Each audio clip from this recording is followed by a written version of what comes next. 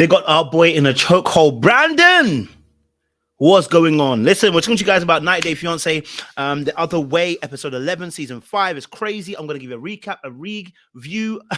Brandon, what are you doing, bro? You had a good job that paid good money. You're now in the Philippines and you got your girl pregnant before you've married her and before you... Brandon. You're going to regret these, Brandon. You're going to regret these. Yeah? There's too much to go through. Then there's Sapa and Shekinah. Let me tell you something. Sapa and Shekinah, yeah, brother, let me tell you something. If you slept with 2,500 people, I need you to enter to the heavens and have a cleanse, okay? Because what are we doing here on earth trying to mingle with normal people? Because clearly you are an angel. Clearly you are a heavenly being. 2,500 people you slept with? Okay? That's a whole conversation in itself they need to talk about. We had obviously then, Danielle and Johan and their situation with about the visa situation. I'm not really sure about I'm not really sure about Johan, what he's trying to say here, because if you're here to get a visa, tourist visa, you're saying about building a whole new life. Why, I understand why she might feel some way like, hey, first and foremost, you've never been to the country. How do you know you want to move there and work there? Let's first and foremost get your tourist visa. Let's get you going to New York and see what it's saying. How is she preventing you from building a whole new life? Negro, you wouldn't have a life if you would have a life in US if it wasn't for her. So deep what you're really saying. Is she trying to stop you from having a new life? I don't know about that. And then there's Wayne, and I've forgotten her name always. I think it's Molly. I think I always forget her name. And their situation where they went on a safari and had some great banter with the mom, and the sister was great banter as well for his wife, his potential wife as well. So we're gonna break it down. We're gonna recap this whole particular episode because it's mad in the dunya. But before we do, make sure you guys do me a massive favor.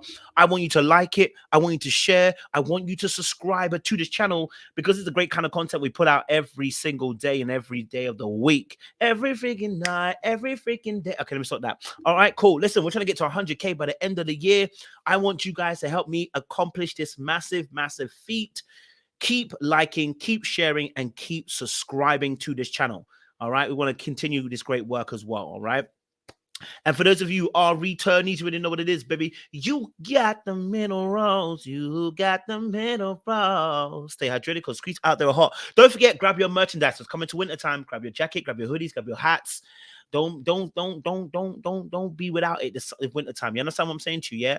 We got them all. We got the winter hoodie, the winter jacket, everything like that for you guys. Grab your merchandise. And also don't forget, join the membership. It's £1, it's $1, €1. Let's get into this conversation because let me tell you something now. Brandon. Let me start with Brandon. I'm going to do a separate video for Brandon because I want to specifically break down his particular issue. Brandon and Mary, what are we doing? You, Brandon, you have spent money to come to the Philippines only to go broke again, to build a house for this girl. I love it. You took the seriousness of a man should build a house for a woman so seriously. I love it. But then you haven't married this young girl. She's not having sex. And then suddenly we're thrust into this situation where she's pregnant. So you guys, obviously the dad's been away for the last 3 months. He's only been away for 3 months, okay, at Manila Island, and you have here been given a vanilla sex. Brandon, what are you doing? You have not sorted out the previous issue with Mary about the bad behavior that she has, the temper, the abusive almost behavior that she has towards you. You have not sorted that out yet. You are here jumping into panties. Captain, I'm gonna need you to really think about what you're actually doing here. And the fact that she said when you guys are gonna have sex that she wants to have a children, she had baby fever, should have told you ring a ding a ling, you should your brain should have been booyaka booyaka. It should have been straight away going raw. Mike, wake the frick up. You know what I'm saying? Because it's a dream right now. She's telling you she wants to get pregnant. She said, boy, I want to get you pregnant. You know what I mean? You should have straight away been like, whoa. Let me shake that off. No amount of sex is worth me getting you pregnant, baby. We're not there yet. But you didn't use your wisdom.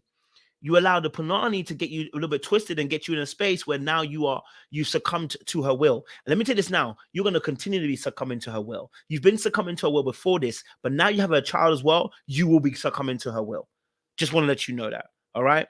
So, that was sad for me. Look, let's just play a little clip here. I really want a baby. And I thought trying to make a baby will help us become better couple. You must be mad. But I'll address that in another video. I don't address it right now. I don't address that straight away because you must be mad. You must be mad if you think that, you know what, having a child is going to make sure that your relationship goes better, and it's definitely gonna get better. No, no, no, no, no, no, no. Let's not do that, Captain. Okay, having a child, that having that mindset is such a young mindset. He's 24. I thought like that when I was 17, 18, and I'm so glad I never actually followed it through. I thought getting a tattoo, I thought getting changing my clothes, I thought getting a baby, making wild commitments and declarations would make sure inevitably that relationship will get better. But reality is, we're just two different people, and we weren't compatible, and it's okay, right? To choose, it's okay that sometimes it doesn't go the way you want it to go. Right? He should have left with his head held high and walked out when she was moving mad the last few episodes from last season, but he didn't. He continued on, and this is why we're here. Let's talk a little bit about obviously TJ and Kimberly. Then the next kind of exciting couple that were also moving mad in this episode. Look at this particular aspect. Never wanted, but just I told you what I think. So is it just what you want in this relationship? You also want so many things. You hear with that Una reverse? Is it just what you want in this relationship? Let's keep it a buck. Let's keep it real. Let's keep it 100%. Look, in this situation, right? I see both of them is an issue. TJ is an issue because he's self-loathing. Like every time she mentions something that could be wrong, it's like, are you blaming me? Are you saying I'm the wrong? That's wrong. Am I the bad guy? Look, like no, look, bro. Listen, there are issues that are happening. You can't be every time you get checked. Am I the bad guy? No, you're not the bad guy, bro. You're doing something that the person doesn't want you to do. And that's okay. Doesn't mean you're bad. Why are you linking every bad behavior to you being a bad person? Fragile ego. I know it. I've been there, and I even still some parts have to work on it. When you get criticized, you're scared of being criticized because you feel like they're criticizing you. You don't feel good enough. And so when they criticize you, you feel like they're criticizing you as a person, not your actions. And that's why I find TJ to be a little bit deplorable, because every time they have an argument and you say, I'm a bad person, it's like, she will always be in a place where she's like, no, you're not a bad person. And it will get tiring. It's not about being a bad person. It's about what you're doing right now. And you're deflecting from answering certain questions when you should answer it simply. Right? Now, let me also talk about Kimberly. She annoying too. Because my girl doesn't realize you're married into a whole new culture. And the way they do things, you want to talk about freedoms for women? You're in the wrong damn culture, my friend. If you know the culture of how women are treated in this culture, you should have known before you entered it that, hey, maybe I shouldn't enter it. Right? Maybe I shouldn't be in this space. Right? You're going to live with him, not him coming to live with you. He's not moving to the US. You are moving to India. You are moving to their culture. Therefore, you are to submit to their culture.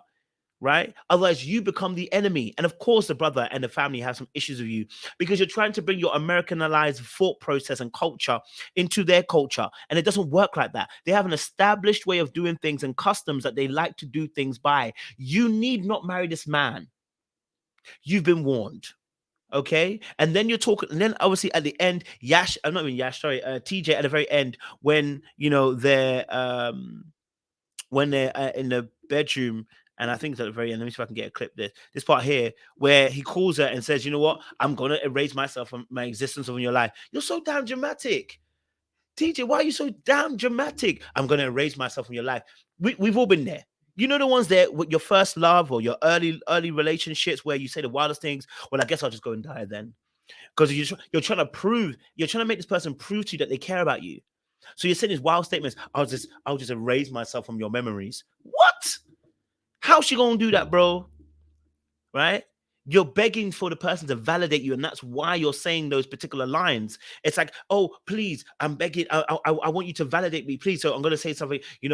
I'm just, I guess I'm just gonna have to just sit here and just, not think about you ever again. It's so self-loathing, and it's so unattractive as a man to a woman. Come on, bro. You got to get your balls in order, get yourself together, and gather yourself together. This is not a manly perspective to do. Stand on your square. You don't agree with what she said, fine. Let's find a solution to work it out, or let's leave the relationship alone. This whole I'm going to erase myself from your existence is nonsense. And it's kiddie play. It's not grown adults communicational style. Let her know what's bothering you. Stop throwing a tantrum, which I used to throw a lot myself, because you're not really aware of how to communicate very well. And you're afraid when you do communicate that your needs might not be met, because I think your needs were not met by your parents. And so you're doing it, same thing to Kimberly. Kimberly's not free, by the way. But I'm just saying that, you have to be on point, man. And I'm not feeling their behavior by him in any stretch of the imagination. You can have a little look at what was happening here. Everything. And it's never once wavered in my mind that he's the man I want to marry. And he breaks up with me at 2 in the morning. How do you know he broke up? How do you know he broke up with you? That's right. We don't even know if he broke up because he wasn't man enough to even say it. That's the thing I'm annoying about it, TJ. He's playing games, and I don't like that, man. Do you know what I mean? Now, both of them are no better than the other, and I'm not saying one is better than the other. I'm just saying that I ain't really about it. Okay, I'm not feeling it. I'm not liking it. I need TJ to man up a little bit. Okay, let's talk a little bit about Danielle and Johan real quick. They're not really that interesting on this episode because not much that happens. You know, the financial situation he's in. So I think this is his way of trying to do something nice for us. Lovely stuff. They went to a safari, went to see some animals and some giraffes, whatever, lions and tigers and bears. But what's the thing that they're not scared of? Well, it's scared of loving, not scared of loving you. But the reality of the situation with Daniel and Johan is that he has really extensive debt problems now, and he wanted to shed of her in the previous episode, which I thought was very brave of him and very courageous of him to do. Took him a little bit while to get to that space, but it's courageous and brave of him. Now, the next thing that was really bothering me, or not even bothering me, but the next thing that we have to talk about with Danielle and Johan is this. I think, in all honesty, you know, she just wants to be supported and she wants to be assured. Now, I love their family units. The way he interacts with her mum was just comical gold. Like, you know what I mean? Talk about, you know, your mom don't like me, and it was all banter. And you want that from your mother-in-law, and you want that from your son-in-law. You want to be able to have that bond, and it's very easy to get along. You like that because that means that's a good sign that, you know what, the family unit is going to stay strong and intact. And you need that when you get married. You need strong, intact and pillars around you who are going to support your marriage and say, hey, look, whilst you guys are scared that it's not going to work, we got you.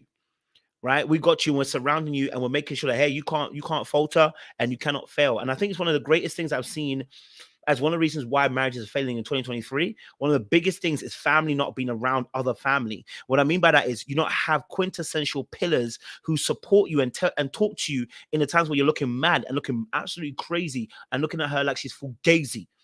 When you're looking at your wife like she's fugazi, she got to go. And the person goes, hey, you married this woman, you love her, you care about her, stand strong, be dutiful, right? When you don't have those people around you, it's easy to go, I want to quit. So one of the things I'm going to make sure that when I get married, is one of the things that kept in my mind all the time is make sure I surround myself with other people that are married and those who understand that longevity of marriages, and make sure that you don't do anything that's going to be so stupid that you can't repair the relationship. You know what I'm saying to you? But Danielle and Johan, I can see it. I love their connection. I love the family being interacting, even a sister-in-law with Danielle, and how she supported her and spoke about what you need to finish on the list and supported her through that moment. Beautiful. I thought it was cool. I liked it. Let's talk about the next particular couple, which is Sarpa and I said it, Daniel. I apologize. That wasn't Daniel and Johan. I couldn't say Daniel. That was Wayne. I apologize, guys. That was not Daniel and Johan. I apologize. Daniel and Johan is who I'm talking about next. I apologize, guys. So sorry. That was incorrect. This is Daniel and Johan. I apologize. That was very bad of me to say because that wasn't Daniel and Johan. I feel like it makes more sense to apply for the tourist visa because I think applying for a green card requires an unbelievable amount of commitment and trust from the both of us. And I don't feel like... And I think that's the key point. You don't trust him, right? Because he's from another country. I don't want to lie to you. You are, I feel you. You're thinking about whether he just wants you for your green card and whether he just wants to marry you so he can get to America. I totally hear it, sis. I'm not even against it. It is a trust issue. That's the reality of the situation, right? The key question is, what does he want this card to do? Does he want to go to America to live, to work? Because that's what it sounds like. He basically said, listen, she is stopping me from being able to build my life. I was like, wait, hold on. How is she stopping you from wanting to build your life? Oh, because she's not getting you the green card. I was like, well, your life is with her. You married her because you cared about her, right? You married her because you loved her, right? You married her. You wanted to marry her because you feel that you see a future with her. So how is she blocking your life by not necessarily giving you the full access visa to America so you can live and work there?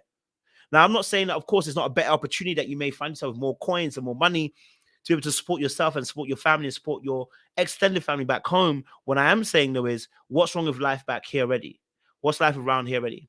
Or is it the fact that you find, do you feel like there's a power dynamic between yourself and Danielle, because she's one that has a lot more money, a lot more income, and therefore, you know, she also has the freedom to go back and forth between where you are, Dominican Republic, and America. And maybe you're feeling like, you know what, she has too much power in the relationship, and you're actually fighting her and her power and the power dynamic rather than actually saying no to a visa that's about tourist versus permanent stay. I think that's what you might be a little bit feeling upon. I think you might be feeling a little bit like there's a power dynamic between you and her, and she can tell you what to say right now because she is the majority breadwinner, quote unquote, right? You've tried businesses, they're not really working. Maybe that's why you're saying what you're saying. You don't want to be underneath her thumb anymore, and you realize that financially she has a thumb on your neck because she earns so much more money and therefore can fit your lifestyle and your bills. I get it, I hear it, and I'm not mad at it. You know what I'm saying to you? I just want you to be able to understand that it did sound a little bit it did sound a little bit selfish that you wanted for her to move out your way so that you can go and build your life. And that's what it sounded like. Not build our life. You were saying build your life. And that it's sounding selfish, and that could be scary for someone like Danielle. I'm about to be used and used to go back to the US. I get it. Final one we'll talk about is Shekinah and so Shekinah and what's his name, Sapa.